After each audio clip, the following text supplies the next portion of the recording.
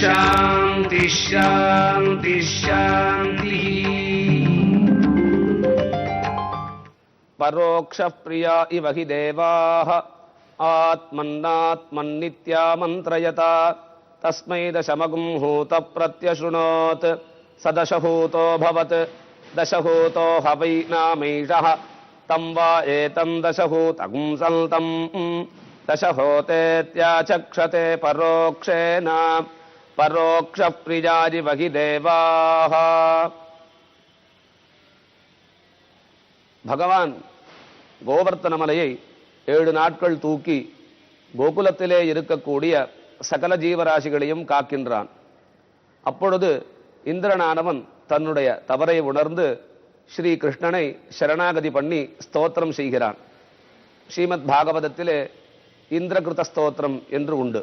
அதிலே நமஸ்துப்யம் பகவதே புருஷாய மகாத்மனே வாசுதேவாய கிருஷ்ணாய சாத்வதாம் பதஜே நமஹ ஸ்வச்சந்தோபாத்ததேகாய விசுத்த ஞானமூர்த்தஜே சர்வஸ்மை சர்வபீஜாய சர்வபூதாத்மனே நமஹ.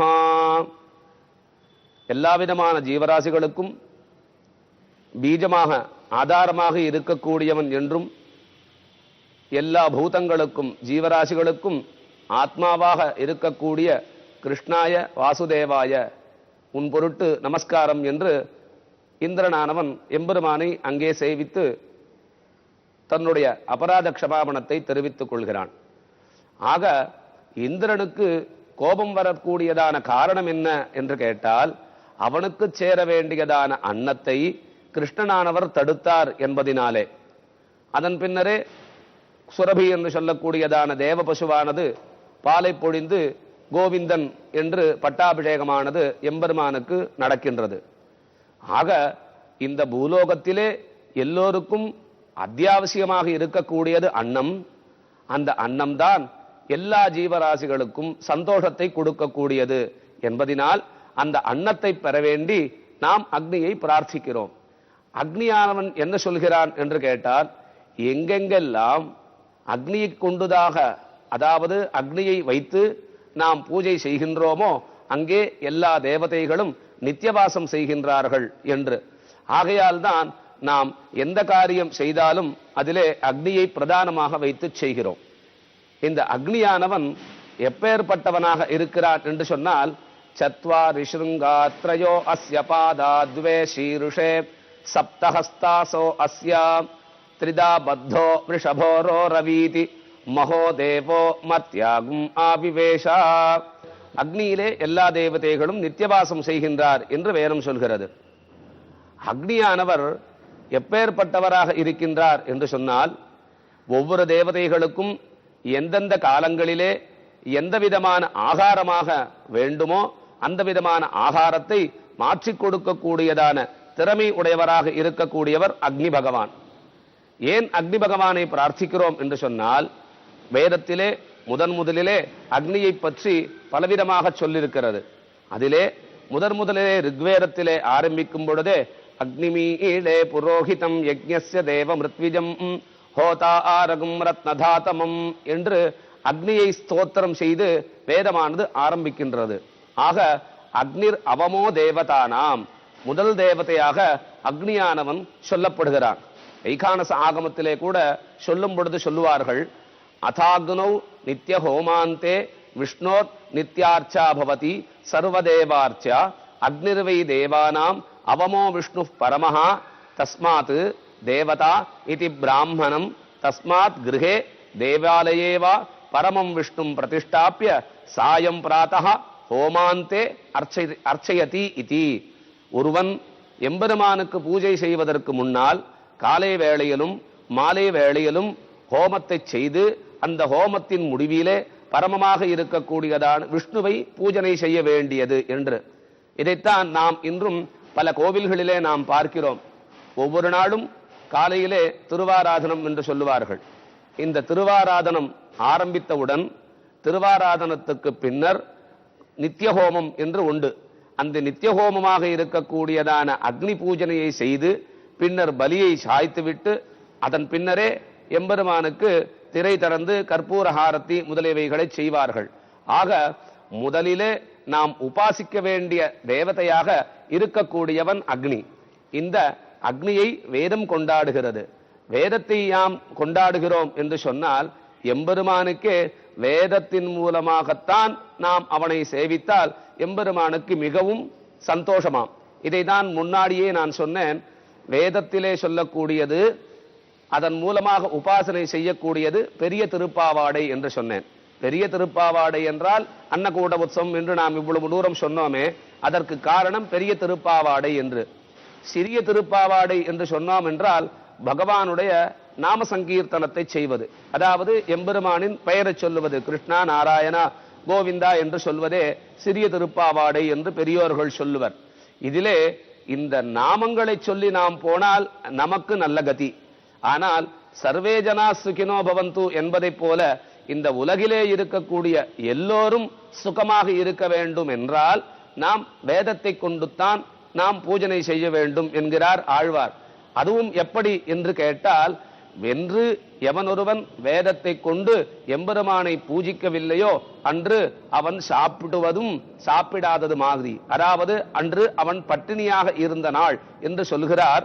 கண்ணா நான் முகனை படைத்தானே காரணா கரியாய் அடியேன் நான், உண்ணா நாள் பசியாவதொன்றில்லை ஓவாதே நமோ நாராயணாவென்று, என்னா நாளும் ரிக் யஜு சாம வேத நான் மலர் கொண்டு உணபாதம் நன்னா நாள் அவை தத்துருமாகில் அன்று எனக்கவை பட்டினினாளே. வேதமில்லாத பூஷணையானது எம்பெருமானுக்கு ஏற்றுவதில்லையாம். ஆகையால் அன்று என்னைக்கு நான் ரிக் யஜுஸ் சாமம் என்று சொல்லக்கூடிய வேதத்திலே சொல்லப்பட்ட ரிக்குகளை நான் சொல்லாமல் பூஜனை செய்கின்றேனோ அன்றெனக்கு பட்டினி நாள் என்று ஆழ்வார் சொல்கிறார். இதைத்தான் நாம் இன்றும் கோவில்களிலே அனுஷ்டானத்திலே வைத்துக் கொண்டிருக்கிறோம். விஷ்ணு ஆலயங்களிலே பார்த்தால் மந்திர புஷ்பம் என்று சொல்லுவார்கள். இந்த மந்திர புஷ்பம் என்பதற்கே வேத ஆரம்பம் என்றே ஒரு பெயர். மந்திர புஷ்பம் என்றால் மந்திரங்களின் தொகுப்பை கொண்டு தொடுக்கப்பட்டதாக இருக்கக்கூடிய புஷ்பம் என்று அர்த்தம்.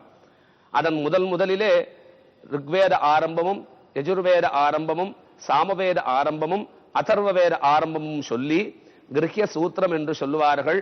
அப்புறம் எல்லா விதமான ஸ்லோகங்களை சொல்லி பூரணம் பண்ணுவார்கள். இதற்கு பெயர் மந்திர புஷ்பம் என்று சொல்லுவார்கள் வைஷ்ணவ ஆலயங்களிலே. சிவாலயங்களிலே சொல்லும் பொழுது அவதாரையா என்று சொல்லுவார்கள். இதை ஆரம்பத்திலே அல்லாமல் யாகமோ யஜ்ஞமோ முடிந்த பின்னர் கடைசியிலே கற்பூர் ஆரத்திக்கு பின்னர் அவதாரையா என்று சொல்லி ஒவ்வொன்றாக யஜுர்வேதம் அவதாரையா, சாமவேதம் அவதாரையா, ரிக்வேதம் அவதாரையா, அதர்வவேதம் அவதாரையா என்று சொல்லி அவதாரையா அவதாரையா என்று சொல்லி இதை சொல்லுவார்கள். ஆக எல்லா ஆலயங்களிலும் இந்த ரிக் யஜு சாமவேத நான் மலர் கொண்டே எம்பெருமானை பூஜிக்கிறார்கள் என்று நாம் தெரிந்து கொள்கிறோம். இந்த வேதங்கள் மூலமாகத்தான் நாம் எம்பெருமானை பூஜிக்க வேண்டும் என்று ஆகமங்களும் சொல்கின்றன, ஆழ்வார்களும் சொல்லுகின்றார்கள். மேலும் வேதத்திலே முக்கியமாக நமக்கு சகல பலன்களையும் கொடுக்கக்கூடியவர் அக்னி பகவான். ஆகையால் தான் 4 வேதங்களிலும் அக்னியை பிரதானமாக வைத்து முக்கியமாக வைத்து எல்லாவற்றையும் நாம் செய்து கொண்டிருக்கிறோம். இந்த அக்னியானவர் முக்கிய தேவதையாக இருப்பதினால் ரிக்வேதத்திலே முதலிலே அக்னி சூக்தம் என்று முதலிலே அக்னிக்காக படிக்கப்படுகிறது. 10 மண்டலங்கள் இந்த ரிக்வேதத்திலே அடங்கியுள்ளன. இவற்றிலே பல சூக்தங்கள் முக்கியமாக சூக்தங்களாக உள்ளன. இவற்றிலே மருந்துகளும் சொல்லப்பட்டிருக்கின்றன. ஒருவருக்கு தனம், தானியம், செல்வங்கள் போன்றவைகள் வேண்டுமென்றால் அவற்றுக்கும் மந்திரங்கள் ரிக்வேதத்திலே படிக்கப்பட்டிருக்கின்றன. ரிக்வேதம் இருப்பதிலேயே தொன்மையான வேதம். அதுவும் 2 ரிக்குகளாக வரிகளாக இருப்பதினால் அதற்கு ரிக்வேதம் என்றும் பெயர் வந்தது. மிகவும் பிரசித்தமாக இருக்கக்கூடிய ஸ்ரீ சூக்தம் என்று பிராட்டியை பற்றியதாக இருக்கக்கூடிய சூக்தமும் ரிக்வேதத்திலே தான் படிக்கப்பட்டிருக்கிறது. ரிக்வேதத்திலே முக்கியமான பிரதான தேவதைகளாக அக்னி, இந்திரன் இவர்கள் சொல்லப்படுகிறார்கள். மேலும் இதிலே வருணன், உஷை, அஸ்வினி தேவர்கள், விஷ்ணு, ருத்ரன், பூஷா, சோமன் முதலிய தேவதைகளும் படிக்கப்படுகின்றனர்.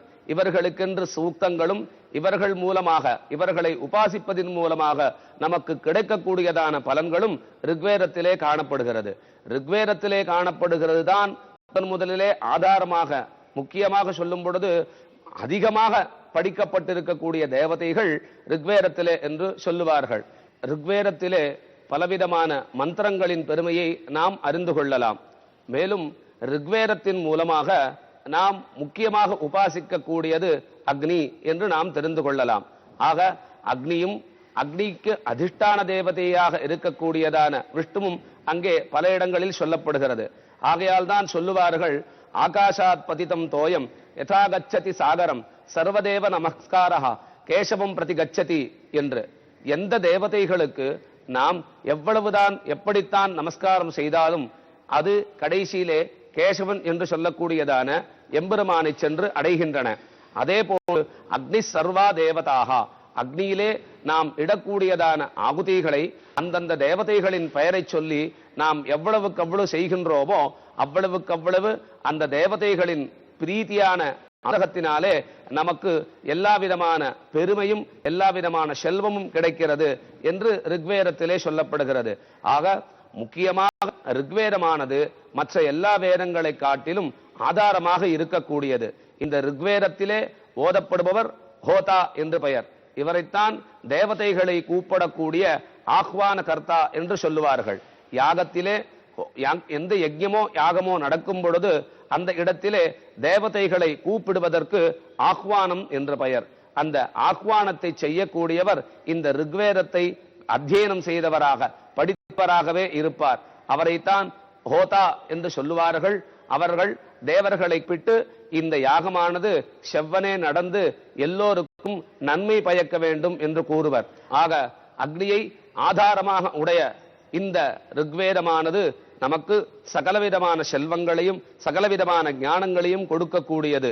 ஆகையால் மேன்மேலும் நாம் இந்த ரிக்வேதத்திலே இருக்கக்கூடியதான தேவதைகளின் தன்மையும் அவர்களின் ஸ்வரூபத்தையும் நாம் காண்போம். சகனா பவது சகனௌ புனக்து